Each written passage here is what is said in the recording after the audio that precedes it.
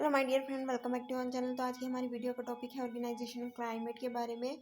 तो organisational culture and organisational climate are sometimes use interchangeably. Some important difference between these two concepts have been recognized, whereas organizational culture is concerned within the nature of belief and expectation about organizational life.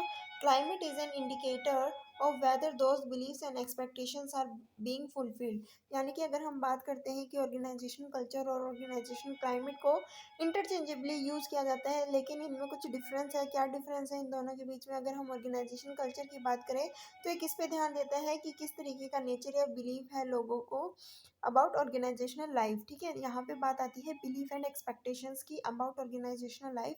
लेकिन अगर हम climate की बात करें, it is an indicator of whether those beliefs and expectation, कि जो भी belief है, जो भी एक्सपेक्टेशंस है कि एक ऑर्गेनाइजेशन के अंदर इस तरीके की लाइफ होगी, क्या वो बिलीव्स और एक्सपेक्टेशन फुलफिल हो रही है या नहीं हो रही है, वो हम क्लाइमेट में पढ़ते हैं।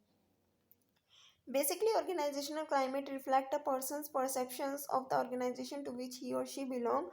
ऑर्गेनाइजेशनल क्लाइमेट क्या करता है? एक रिफ्लेक्ट करता है, दर्शाता है एक लोगों का क्या बिहेवियर है, क्या परसेप्शन है अपनी ऑर्गेनाइजेशन के थ्रू, जिस ऑर्गेनाइजेशन से वो बिलोंग करते हैं। Organizational climate is a set of characteristics and factors that are perceived by the employees about their organization, which serve as a major force in influencing their behavior. These factors include job description, organizational structure, performance and evaluation standard, leadership style, challenges and innovations, organizational value, decision making process, motivation, communication, goal, control process and so on. तो organisation climate actually में होता क्या है? It is a set of characteristic and factors. ठीक है, ये क्या है? एक तरीके का शो करता है एक एम्प्लॉयज़ अपनी ऑर्गेनाइजेशन को किस तरीके से देखता है। ठीक है, क्या फैक्टर है जो उसके बिहेवियर को इन्फ्लुएंस करते हैं। वो फैक्टर की अगर हम बात करें तो जॉब के डिस्क्रिप्शन आ जाता है, ऑर्गेनाइजेशन का स्ट्रक्चर कैसा है, परफॉर्मेंस किस तरीके की हो रही है, लीडरशिप स्टाइल कौन सा फॉलो किया जाता है, ऑर्गेनाइजेशन की वैल्यू क्या है, डिसीजन मेकिंग प्रोसेस किस तरीके से है, किस तरीके से लोगों को मोटिवेट किया जाता है, कम्युनिकेशंस, गोल, कंट्रोल प्रोसेसेस, ये सारी चीज़ें जो है लोगों के बिहेवियर को इन्फ्लुएंस करती है। Organization climate can be said to relate to the prevalent atmosphere surrounding the organization, की ऑर्गेनाइजेशन में किस तरीके का एटमॉस्फेयर जो है वो प्रिवेल करता है to the level of moral and to the strength of feeling of belonging, care and goodwill among members. Organization climate is relatively quality of the internal environment of an organization that is experienced by its member, कि किस तरीके की quality, ठीक है, experience की जा रही है ऑर्गेनाइजेशन के मेंबर्स के द्वारा एक ऑर्गेनाइजेशन में। ठीक है, it influence their behaviour can be described in terms of values of the particular set of characteristic of the organization. Hodgetts has classified organizational climate into two major category. होडजेट ने क्या किया? Organizational climate को दो category में divide किया। he has given an analog with an iceberg where there is a part of the iceberg that can be seen from the surface and another part that is under water and is not visible। एक में कहा गया, अगर हम iceberg की बात करते हैं, ठीक है, तो कुछ पार्ट तो है जिसको हम देख सकते हैं और कुछ जो है वो पानी के अंदर है। यानी कि यहाँ पे क्या कहा गया? चट्टान की बात की गई है, बर्फ कुछ तो अंदर है और कुछ बाहर है।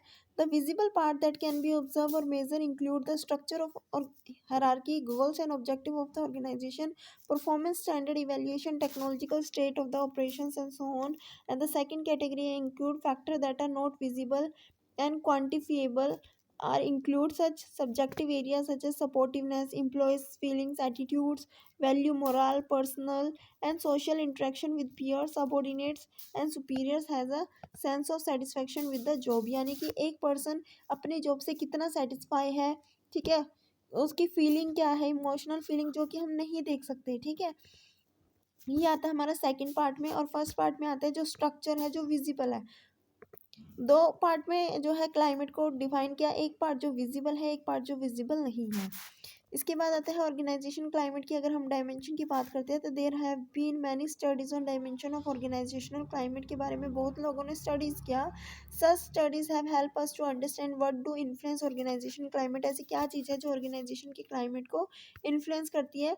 तो like height, Likert has proposed 6 dimension of organization climate. First है लीडरशिप स्टाइल, सेकंड है मोटिवेशन, थर्ड है communication, decision, goal and control.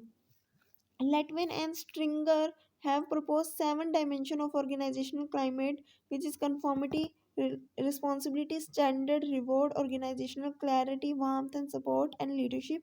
They have also emphasized motivational framework of organizational climate. Motivational framework of organizational climate includes motives of achievement, is concern for excellence, expertise, influence, concern for making impact on others. पहला achievement की अगर हम बात करें तो concern for excellence आता है कि कितनी अच्छे तरीके से, कितने सक्सेसफुली तरीके से हम चीज़ों को अचीव कर रहे हैं.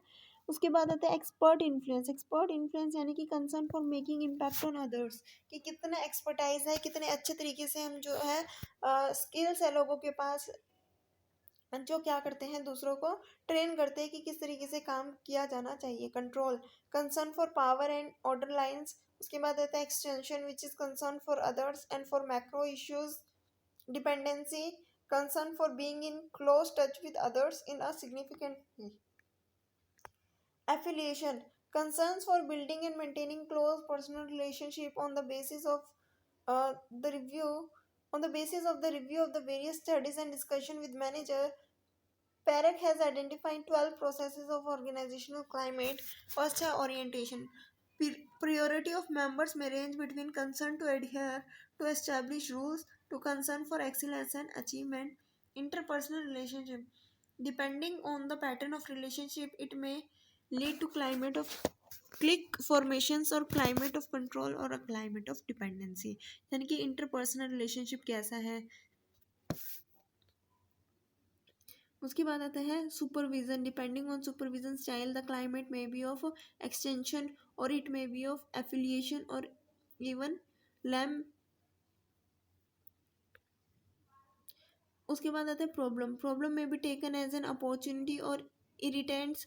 Manager may solve problem alone और jointly by the superior and subordinate. कि प्रॉब्लम को किस तरीके से सॉल्व किया जाता है, किस तरीके से सुपरवाइज किया जाता है. ठीक है. इंटरपर्सनल रिलेशनशिप क्या है, जो भी सुपीरियर है, जो सबॉर्डिनेट है, उनके बीच में किस तरीके का रिलेशनशिप है. कंट्रोल प्रोसेस क्या है, ओरिएंटेशन क्या है. Priority of member may range between concern to adhere to establish rules और to concern for excellence and achievement. उसके बाद आता है management of mistake. Management of mistake क्या कहते हैं. Attitude towards mistake may be of tolerance और of annoyance. Such attitude contribute to organisational climate. कि अगर कोई मिस्टेक करता है तो उसको टॉलरेट करते हैं. ठीक है. किस तरीके का जो है बिहेवियर है, किस तरीके से हम मिस्टेक को मैनेज करते हैं. कहीं ना कहीं ये चीज़ें भी जो है ऑर्गेनाइजेशनल क्लाइमेट को दर्शाती है. उसके बाद आता है conflict management. Conflict may be perceived as an opportunity और as a threat. Such perception influence organisational climate. तो कन्फ्लिक्ट क्या करता है, कहीं ना कहीं ये इसको हम अपॉर्चुनिटी के तौर पे भी देख सकते हैं और कहीं ना कहीं थ्रेट के तौर पे भी देख सकते हैं. ये चीज़ भी क्या करती है, ऑर्गेनाइजेशन क्लाइमेट को इन्फ्लुएंस करती है. उसके बाद आता है communication. Direction, dispersement, mode and type of communication influence climate of an organization. किस तरीके के कौन सा टाइप ऑफ कम्युनिकेशन हम यूज़ कर रहे हैं. ठीक है. डायरेक्शन किस तरीके, कौन सी डायरेक्शन में कम्युनिकेशन का यूज़ कर रहे हैं, अपवर्ड है, डाउनवर्ड है. ठीक है. उसके बाद आता है decision making. Level at which decision are taken, degree of participation in decision making are the issues which influence organisation climate. Trust, degree of trust और its absence influence organisational climate.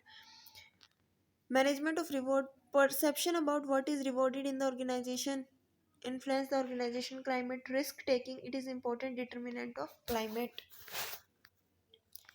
उसके बाद आता है innovations and change. Style of management, managing changes and innovation are critical in the establishing climate. तो ये थी आज की हमारी वीडियो. आई होप कि आपको टॉपिक अच्छे से क्लियर हो गया होगा, समझ में आ गया होगा. वीडियो अच्छी लगी तो लाइक शेयर सब्सक्राइब करना मत भूलना. Thanks for watching.